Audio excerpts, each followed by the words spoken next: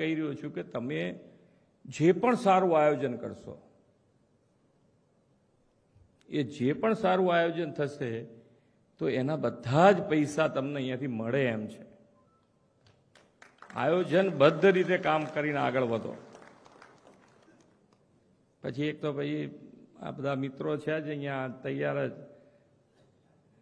કે પહેલા રોડ બનાવી દે ને પછી બીજા દાડ પેલો ગટરવાળો આવી જાય।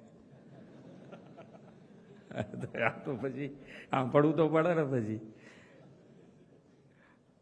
અને એક જણ નથી સાંભળતું, આખી સરકાર સાંભળે છે। આપણે આપણું કામ કરીએ છીએ એમાં સહેજ બી ઊભું કરીએ એટલે બધાય ને અહીંયા બેઠેલા કોઈ એમ કહેતા હોય કે એક નગરપાલિકામાં કોઈએ ભૂલ કરી તો એને એકલાને અમારે શું જોવો લેવા દેવા, એવું નથી હોતું।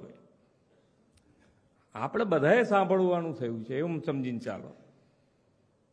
આપણે કોઈ જુદા નથી, બધા એક છીએ આપણે, અને એ થઈને કામ કરવું છે આપણે। અને તો જે તો ક્યાંક પૈસા વધશે તો ક્યાંક પાછા નવા કાપીને બીજે ક્યાંક આપી શકીશું ને।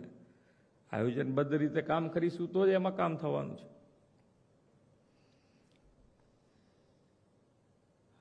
અને કોઈ ક્વોલિટીમાં બાંધછોડ કરવાનો થતો એ તો દબાઈને તમે સમજીને જ ચાલો। જે ભલે 2 દાડા કામ ના થાય, 2 મહિના કામ નહીં થાય, કોઈ ટેન્ડર નહીં ભરે તો ચાલશે, પણ બાંધછોડ કરવાની થાય નહીં એવી રીતે કામ કરો।